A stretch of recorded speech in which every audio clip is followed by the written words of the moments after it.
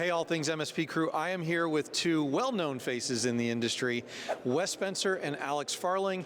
Obviously, you guys know them from all the different things that they've done, but today they're solving a new problem with Empath. So what are you guys solving for today? I think the big thing that got Wes and I together on Empath was that the average MSP's education journey is just subpar, right? We're not known for hiring somebody from Facebook, somebody from Google, somebody from CrowdStrike. We're known for hiring the kid from Starbucks, the kid from the AT&T store. My service manager at my MSP was laying block the week before we hired him. Right? Yeah. He came in as tier 0. He escalated and elevated himself and really went out and took education on his own to get himself up to where he ended up. But that's just not normal. Right. Normal in the MSP is we feed them a bunch of content that came from their vendors. We feed them a bunch of content that maybe is trying to re-engineer stuff that's happening in the enterprise that doesn't really apply to MSP, and then we go, but in the MSP space, we've got to do things differently. So the education journey is just incomplete and inaccessible to most. So we're trying to step beyond that vendor training that is, hey, I'm going to teach you just enough to sell one more widget, right? Or just enough to deploy my tool, next, go baby go, and figure the rest of it out with tech support. We're trying to really elevate and teach the basics that happen below that. Of course, the vendor training is part of the journey. It's necessary. It's something that we have to have. And then teach the things that pile on top of that. Hey, I've got 5 vendors that help me solve a way bigger problem. Right. There's no I can't buy Zero Trust off the shelf. I've got several vendors that we use together to try and build a Zero Trust environment for my clients. How do those work together? Yeah. I'm trying to roll all of that into a training journey that says, hey, it came from the AT&T store. On day 1, I knew enough to change the paper in the printer, but I'd like to know who I could be in 3 years if I stay with this company and grow with this company and become something else.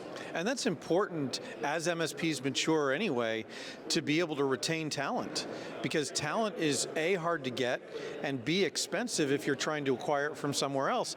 If you build it in-house, yes, you still need to pay them what they're worth, but in the long run, it's less expensive than having to swap them out all the time. Yeah. Wes has a lot of good opinions on that. I'm gonna let you take that one. Yeah, so both of those are true.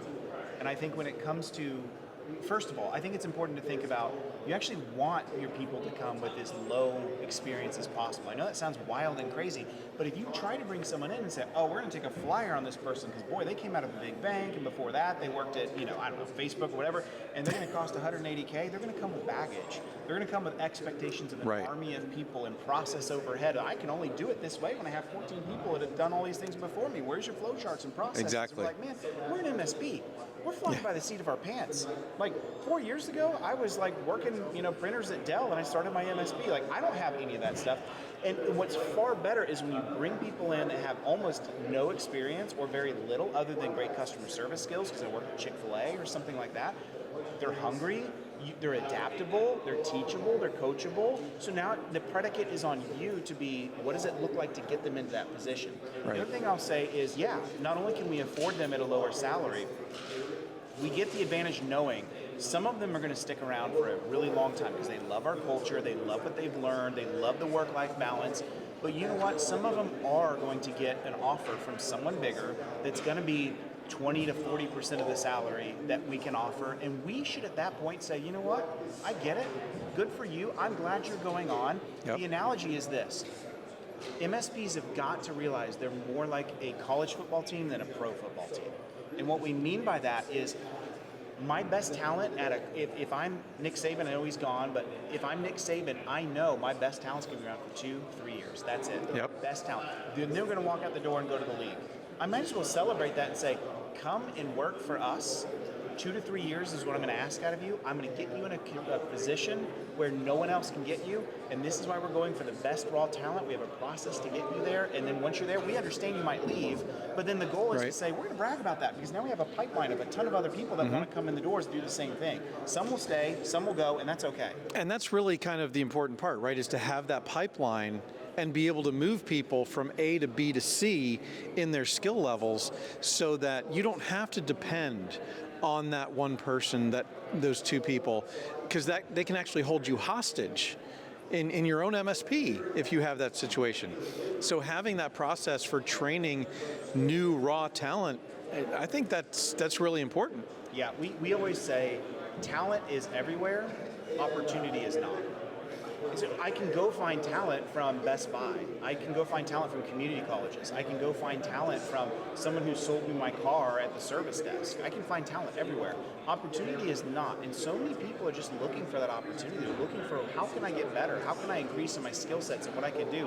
And the most powerful thing about MSPs is that they can transform the lives and the families of the people that come and work for them. I know that sounds high level and altruistic, but it's true. I've seen it. It is true. In my days at ConnectWise, we had hired a couple people that came out of Eastern Kentucky University in a SOC analyst role. They literally were in coal mines 6 months before. They got trained in a short, career pathway inside of Eastern Kentucky University. They came over to work for us.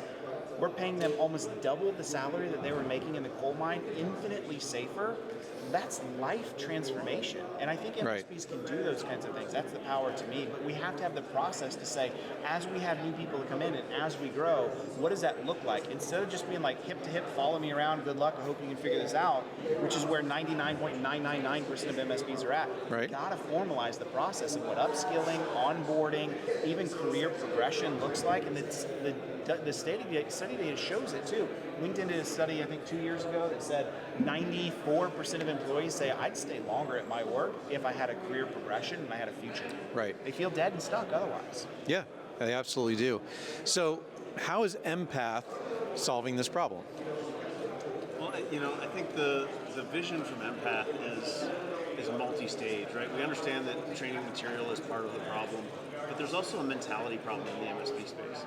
We have, for 2 decades now, looked up to 3 or 4 smart people at the top of the channel and said, I'm going to follow their advice, and they're going to get me where I need to go. That might have worked when your security stack was a semantic product and a firewall. Right. This channel is not the same place that it was in 2004 when I bought my MSP. When I bought my break-fix company that became an MSP. There's no person you can find today who can teach you everything you need to know. So part of Empath is a vision that the education has to come from the community. And we're on a mission to find those people who have a superpower that's this wide, but they can talk about one little piece of compliance or one little piece of sales or one little piece of operations at an MSP, and they can teach that and they know it inside out, upside down, and backwards, and they can really knock that out of the park. So our goal is to not only collect up the learners and give them a platform that helps them learn and upskill and improve themselves, but also to include and collect up those voices so that we can teach the things that are kind of hidden in the crevices today. We've got a lot of really smart people, even here at this conference, or Eric Woodard, he's the superpower on MSPs and CIS, and nobody's heard his voice, right? Aside from 50 people who sat in a room. And so there's a lot of those voices out there that we're working really hard to collect up, to make knowledge, to break down tribal knowledge and turn it into community knowledge. So part of it is delivering a platform, part of it is delivering a message that's kind of lost and trapped down some of these quiet corridors or quiet hallways in the MSP space. That's awesome, and I really appreciate you guys kind of taking this on because nobody else has in the past. Not in the way that you are with the mindset that you are. It was always about getting MSPs to do more for them. There was a benefit for them. For you guys, it's about lifting up the entire community. Well, and I've said this before, nobody else can do this. And I don't mean that sounds arrogant, and I don't mean it that way. If our favorite vendor, pick your one, I don't care who it is, whoever you hold at the highest of esteem, said, I'm going to do Empath. I'm going to do what Empath is doing. I'm going to take that mission on and I'm going to tackle it. Well, guess what happens? Every one of their competitors says, no, you don't get my education materials, you don't get my training materials, you don't get anything I do. The people who own leadership have to be Switzerland. Yes. And CompTIA does such a good job of this, right? They stay above the fray, they stay out of the politics, they stay away from all of that. And we've had great conversations with CompTIA and said, we don't want to be a certification organization.